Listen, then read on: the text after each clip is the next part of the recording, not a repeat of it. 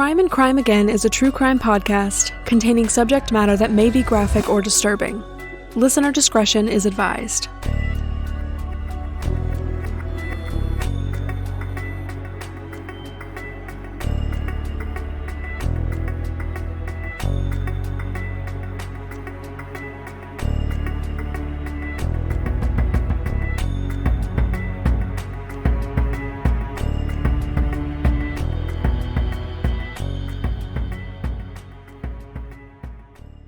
Rogers, North Dakota is a tiny, 1 square mile town, home to less than 50 people.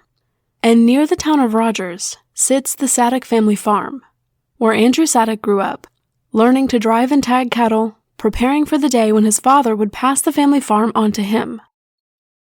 Tammy and John Sadek were relatively early in their marriage when they adopted their son Nicholas at just 1 year old. Nicholas was actually the biological son of Tammy's sister, but circumstances led to Tammy and John taking him in and soon officially adopting him. When Nicholas was about 7 years old, Tammy and John welcomed baby Andrew Sadek into the world on November 22, 1993. The boys grew up loving the outdoors, and some of their favorite hobbies were riding motorcycles and dirt biking. Both of the boys have been described as quiet and gentle, but they loved being on the farm and working with the family's cattle herd. The Sadek family was always a strong, close-knit unit, and the boys always knew they were meant to take over the family farm someday. But in 2005, tragedy struck. On July 22, 2005, Nicholas and his girlfriend were driving over unmarked train tracks when a train struck their vehicle. Both Nicholas and his girlfriend were killed in the accident. He was only 18 years old and had just graduated high school 2 months before. Andrew was only 11 years old when Nicholas died, and it shattered him. Both Andrew and his mother Tammy did go to grief counseling after the accident, but of course, the pain of that loss never truly heals. Through his grief, Andrew continued helping his parents with the family farm, knowing that he would now be the one running it someday. As Andrew got older, he developed a keen interest in electrical engineering. In high school, he won a state electrical competition before going on to place 6th in a national competition. In 2012, Andrew graduated from high school, and later that same year, he started attending North Dakota State College of Science, studying to become an electrician. The North Dakota State College of Science is located in Wahpeton, North Dakota, a town of about 8,000 people, 2 hours away from Andrew's hometown near Rogers. Andrew was always a more reserved and bashful person, but as he settled into college life, he quickly grew out of his shell. He became close friends with his roommate, Drew Kugel, and the two formed a core group of friends that they spent a lot of their free time with. College is, of course, a chapter of life filled with the thrill of newfound independence and the excitement of discovering a new social scene. Though Andrew and his friends hung out a lot and had plenty of fun, Andrew was dedicated to his studies, always maintaining good grades and good attendance. He enjoyed college life, but he was serious about securing a stable life and career after graduation. As many college students do, Andrew and his group of friends occasionally indulged in smoking marijuana. This was purely recreational and wasn't concerning until early April 2013. Andrew was caught on 2 separate occasions selling marijuana on the college campus. One sale was for $20 and the other was for $60. Andrew didn't immediately face consequences for this, and that was because on both occasions, he had unknowingly sold the marijuana to confidential informants. It would be several months before Andrew would find that out. On November 21, 2013, 7 months after Andrew was initially caught selling, he and his roommate Kugel were in their dorm one night when they heard a knock at their door. It turned out to be the police, requesting to search the dorm room. Andrew and Kugel agreed to the search, and they each sat on their beds as police officers combed through their belongings. According to Kugel, he wasn't worried, until an officer opened Andrew's desk drawer and found a small plastic grinder, with marijuana residue still inside. Andrew admitted that the grinder belonged to him, and Kugel was abruptly asked to leave the room. After that night, Andrew didn't mention the incident again. When his friends asked him what happened after police found the grinder, he seemed to become defensive, shushing his friends and not wanting to talk about it. Andrew's friends have all said that after that, they dropped the subject, and everything seemed fine. They didn't believe that Andrew had gotten into any real trouble. But what none of Andrew's friends knew was that on November 22nd, 2013, the day after police found the grinder, Andrew voluntarily met with Richland County Sheriff's Deputy Jason Weber to discuss the consequences he was facing. How's it going today? Alright. It's your birthday today. Probably not what you want to be doing on your birthday, huh? Did you tell your roommate what you had going on? Alright, that's probably a good thing. Alright, well, you expressed interest that you probably want to help yourself out. Yeah. Okay, like I said, you're facing 2 felonies and then, of course, a misdemeanor charge from yesterday. 2 felonies of deliveries since they took place on campus, both of them. They're enhanced, so they're Class A felonies. 20 years in prison, $20,000 fine, and or both. Okay, so potentially the max is 40 years in prison, $40,000 fine. You understand that? Yeah. Okay. Obviously, you're probably not going to get 40 years, but is it a good possibility that you're going to get some prison time? If you don't help yourself out, yeah, there is. Okay. That's probably not a way to start off your young adult life and career, right?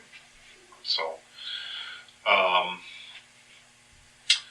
I'm going to ask for you to do is to do some buys for me then. Okay, where you'd have to wear a wire, you'd have to go buy marijuana from individuals, and then, depending upon how you do and so forth, a lot of this could go away. Is it all going to go away? Probably not. Are you going to probably have to plead guilty to like maybe a misdemeanor possession of marijuana? Probably, but at least you're not pleading guilty to felonies. Okay, is that fair enough? Very fair. Okay. As you heard there, Deputy Jason Weber informed Andrew that he was facing 2 felony charges for selling marijuana on a college campus in April 2013, along with a misdemeanor charge for the plastic grinder found in his dorm room. He then told Andrew that he was potentially facing a maximum of 40 years in prison if he, quote-unquote, didn't help himself out. Deputy Weber then proposed to Andrew that he could possibly make all of those charges go away if Andrew agreed to become a confidential informant for the task force that Deputy Weber was involved with, known as the Southeast Multi-County Agency Narcotics Task Force, or SEMCA. There is little information available to the public about the task force, but what we do know is that it comprises law enforcement agencies from 3 different counties in North Dakota and 1 county in Minnesota. The task force does not even have a website, so it's unclear exactly what their mission is, but it appears that they recruit people as confidential informants to perform controlled buys of narcotics, which then allows them to prosecute the sellers. During the interview, Deputy Weber presented this as a solution to Andrew's potential legal trouble. Andrew ultimately agreed to become a confidential informant for SEMCA, signing a document for Deputy Weber. As part of this agreement, Andrew would have to make 5 controlled buys of marijuana while wearing a wire, and remain in frequent contact with Deputy Weber. And one major factor in this agreement was confidentiality. Andrew could not tell any of his family or friends about what he was doing.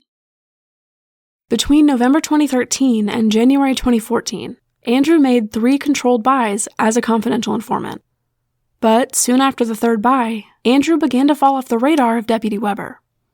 He responded to Weber's messages less and less frequently, and seemed to be putting off scheduling any more buys. By April 2014, Andrew was still doing well in all of his classes, and he was just a few weeks away from graduating college with a 2-year degree. But at that point, Andrew seemed to have had second thoughts about agreeing to become a CI. Deputy Weber was still attempting to contact Andrew and schedule his final 2 buys, but after a few months of not getting anywhere, Deputy Weber gave Andrew a deadline. He told him that if he did not make another buy before May 1st, 2014, he would issue the warrants for Andrew's arrest on those 2 felony charges for selling marijuana. On April 25th, 2014, Andrew went back home to visit with his family, and he spent much of that weekend helping his dad around the farm.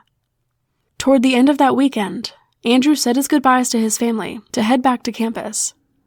But his family had no idea that those goodbye hugs that weekend would be final. On April 30th, 2014, Andrew Sadek spent the evening with his friends watching a movie in his dorm. When the movie was over, his friends headed back to their dorms, and Andrew and his roommate Kugel started to settle in for the night. But a little while later, around 2 a.m., Andrew got up, grabbed his backpack, and told his roommate he would be back later, not specifying where he was going. His roommate didn't think much of it, assuming that Andrew was just going to see his girlfriend for a while. Security cameras in the dorm building captured Andrew leaving around 2 a.m., wearing a black and red Tampa Bay Buccaneers hoodie and his backpack. It's unclear whether he drove his car or left on foot. There were no cameras outside of the building that captured his movements after he left. May 1st, 2014 was a Thursday, meaning that despite leaving his dorm around 2 a.m. early that morning, Andrew did have classes to attend later in the day. Throughout the day on May 1st, none of Andrew's friends were able to get in touch with him. He didn't respond to any calls, texts, or Snapchat messages. By that point, it had been several hours since Andrew left his dorm in the early hours of that morning. His friends didn't want to make too big of a deal about it at that point, assuming that he was just with a girl or maybe just taking a breather. But when they noticed that he wasn't even opening any of their messages, they grew more concerned. It wasn't like Andrew to blow off his friends, or not even reply back just to say that he's okay. By the next day, May 2nd, 2014, Andrew's friends knew something was wrong. That day, they went to one of the college offices, hoping they would be able to obtain Andrew's parents' phone numbers to get in touch with them and let them know what was going on. They were given a phone number, and they called Andrew's parents telling them that they hadn't seen him since the early hours of May 1st, and that he hadn't shown up to any classes or responded to any of their messages in over 24 hours. According to Andrew's friends, his parents were understandably alarmed and wanted more information, but his friends were just as in the dark as his parents were. They had no idea where Andrew could have gone when he slipped out of his dorm at 2 a.m. A little while later, Andrew's parents received a call from the college, informing them that Andrew was in fact missing. The college then provided information to local radio and news stations to broadcast the news of Andrew's disappearance, in the hope that someone would remember seeing him or would know what happened to him. But nothing came of it. Meanwhile, Tammy and John were frantically calling and texting their son, hoping desperately that it was all a misunderstanding, and his name would light up on their phones to tell them that he was okay. But again, they received no response from Andrew. On May 3rd, 2014, more than 48 hours since Andrew was last seen or heard from, the Richland County Sheriff's Department launched a large-scale search of the area for Andrew Sadek. Multiple volunteers from Andrew's hometown in Rogers, North Dakota, volunteered to travel to Wahpeton and offer up their ATVs, horses, and any other resources they had to help search for Andrew. But oddly, Richland County authorities declined their help. During those searches on May 3rd, no signs of Andrew were found. On May 5th, 2014, 4 days after Andrew disappeared, Tammy and John received a warrant for Andrew's arrest. They were obviously shocked and confused. What in the world could their son have gotten into trouble for? Andrew was quiet and reserved, maintained good grades, and was on the path to success in his future career. His parents were completely unaware of what was happening in Andrew's personal life.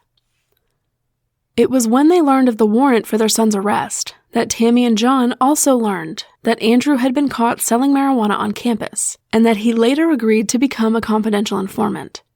And they could not believe what they were hearing. They never thought that Andrew was even smoking marijuana, much less selling it or agreeing to sell it for the police. At that point, it seemed that the police perspective on Andrew's case had shifted from investigating a missing person to tracking down a fugitive. When the warrants for his arrest were filed, it also shifted the public's perspective of Andrew's disappearance. Authorities had now made it appear as though Andrew was running away from the consequences he was facing. But realistically, that didn't make much sense. He had already conducted 3 controlled buys for Deputy Weber. Why would he all of a sudden decide to flee, to leave behind his education, his career, his family and friends, instead of just going through with those final 2 buys to avoid any further trouble? It turned out that the Richland County authorities weren't even investigating Andrew's disappearance. It was the campus police at the North Dakota State College of Science that were heading the investigation. This, by all accounts, struck everyone as odd. Campus police were tasked with ensuring the safety of the students, and dealing with inappropriate behaviors on campus. They were severely ill-equipped to investigate a missing person. The weeks passed on, and Andrew's family continued their searches for their son. His friends continued driving around on their own to search for any sign of him, but nothing was found. That was until June 27, 2014, almost 2 months after Andrew disappeared. Police were conducting diving training exercises in the Red River when they discovered a body. Dental records confirmed that the body was that of 20-year-old Andrew Sadek. His body was discovered in the Red River, just north of Breckenridge, Minnesota, which is only about a mile from Wahpeton, North Dakota, where Andrew was attending college. When Andrew was found, he was still wearing his backpack, and it was filled with rocks to weigh his body down. There was no sign of his black and red hoodie. He was wearing a blue jacket that none of his family and friends recognized. Andrew's wallet was also missing from the scene. Andrew's cause of death was a single gunshot wound to the head, inflicted by a .22 caliber weapon. That weapon was not at the scene where Andrew was discovered, and it has never been found. Toxicology found no drugs or alcohol in Andrew's system. From the moment Andrew's body was found, authorities suggested that he had taken his own life because he didn't want to face the consequences for not completing his agreement as a confidential informant. Campus police asked Tammy and John if there were any guns missing from their home. It turned out that there was a .22 caliber pistol missing from their garage, the same caliber as the weapon that killed Andrew. But Tammy and John were unable to pinpoint exactly when the gun went missing. The discovery of the missing gun only bolstered the opinion of authorities that Andrew took his own life. But the theory doesn't add up with what we know about the scene where Andrew was discovered. If Andrew had taken his own life, why was he wearing a backpack weighed down with rocks? And more importantly, where was the gun? 2 months after Andrew's body was found in the Red River, his manner of death was declared undetermined. It was unclear whether Andrew had driven his car when he left his dorm in those early hours of May 1, 2014. But after he was reported missing, his car was located, still parked at his dorm building. When Andrew's parents went to campus to recover the car, they opened the trunk to find the carpeting soaking wet. On top of that, they found several inches of water sitting in the spare tire well, and they of course found this bizarre.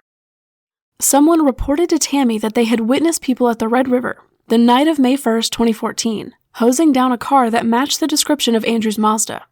But unfortunately, there has never been any confirmation as to whether that vehicle was in fact Andrew's. In August 2014, just 1 month after Andrew was found, Tammy and John requested that North Dakota Attorney General Wayne Steneham conduct an independent investigation of SEMCA, the task force that oversaw Andrew's work as a confidential informant. The investigation was launched into SEMCA's handling of Andrew's CI work in October 2014 by the North Dakota Bureau of Criminal Investigation. The official report for this investigation was released on January 27, 2015.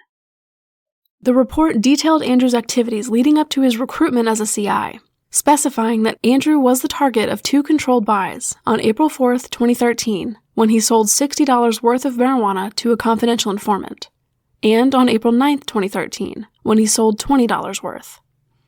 The report also detailed the consent search conducted in Andrew's dorm room on November 21, 2013, when police discovered a plastic orange grinder that Andrew admitted belonged to him.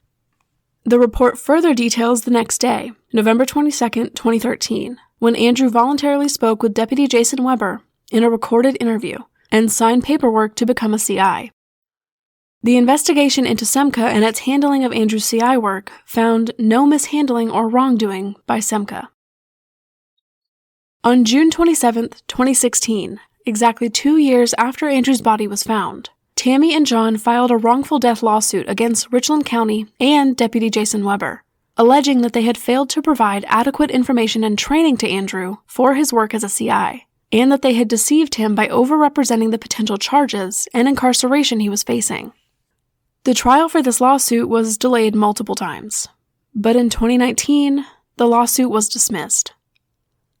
A judge had determined that there was no evidence that Deputy Weber directly caused Andrew's death, and that he found no apparent negligence in the handling of Andrew's CI work. The judge also determined that Deputy Weber's statements to Andrew about the jail time he was facing were not deceitful, but rather a prediction of future events. The Sadek family appealed the ruling to the North Dakota Supreme Court, who ultimately upheld the dismissal. In December 2015, 60 Minutes interviewed another student at the North Dakota State College of Science who was also caught selling marijuana on campus. When that student was interviewed and recruited as a CI for SEMCA, he was told that even if he asked for a lawyer, it wouldn't help him. That student then promptly declined to become a confidential informant. After that, the student retained a lawyer and was ultimately sentenced to 2 years probation and required to pay an $800 fine. The student was originally threatened with 30 years in prison if he didn't agree to become a CI. After this 60 Minutes interview aired, North Dakota House Representative Rick Becker announced that he was working with Tammy and John Sadek to draft legislation inspired by Andrew's case and the 60 Minutes segment. And in February 2017, Becker introduced the bill as Andrew's Law. The bill passed the North Dakota House of Representatives unanimously. And in April 2017, the bill was modified slightly after law enforcement agencies expressed concern with some of the implications. The bill then passed the North Dakota State Senate with only one vote in opposition.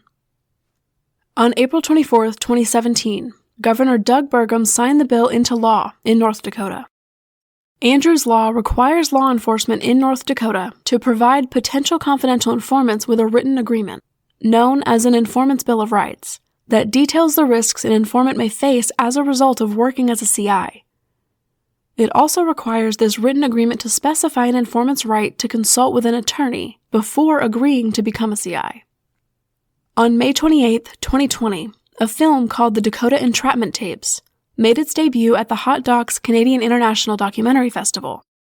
Directed by Trevor Burney and produced by Fine Point Films, the documentary is available to purchase on Prime Video. I watched it and I highly recommend it. It was incredibly well done and offered so much insight from Andrew's family and friends. We may never know exactly what happened on May 1st, 2014, but it has certainly left everyone with endless questions. Where was Andrew going when he slipped out of his dorm room at 2 a.m. that morning? Was he going to another controlled buy because that day was his deadline? And if so, was he in contact with Deputy Weber prior to leaving his dorm? And the missing pistol from his family's farm. Did Andrew take that gun for protection? Was he afraid of someone he was buying from? And did someone find out that Andrew was a confidential informant? Most importantly, if police were so hasty to jump to the conclusion of suicide when Andrew's body was found, where was the gun that killed him? And why was he wearing a backpack weighed down with rocks? Where was Andrew's wallet and the hoodie he was wearing when he was captured on camera leaving his dorm? It seems clear that most people who hear Andrew's story do not believe he took his own life. His family and friends especially do not believe that to be true. Andrew was only a few weeks away from graduating college, and he had already been searching for a job. According to his friends, despite being unaware of his CI work, Andrew did not give any indications that he was depressed or having thoughts of harming himself, nor did he give any indication that he was thinking about running away or fleeing from potential consequences. On top of all of that, Andrew's brother Nicholas was tragically killed in a train accident nearly a decade earlier, and Andrew witnessed firsthand the devastation his brother's death wreaked on his parents. According to Tammy and John, Andrew would not want to intentionally put them through that grief and heartache again. The bottom line is that everything we know about Andrew's death does not add up to suicide. Tammy and John Sadek have tragically lost both of their children, but every single day they get up and they continue to fight for justice for Andrew. Their strength is beyond measure, and I hope with my entire soul that someday they get answers and they get their justice. If you'd like to request a case to be covered on the show, you'll find a link to a case request form in the show notes. Please subscribe to the YouTube channel, where you'll find full episodes, complete with photos relevant to each case. You can follow the podcast on X, formerly Twitter, @CrimeAgainPod, on Instagram @CrimeAgainPodcast, and on TikTok @CrimeAgainPodcast. Links to all social media can be found in the show notes. Thank you so much for listening, and I'll see you in the next episode of Crime and Crime Again.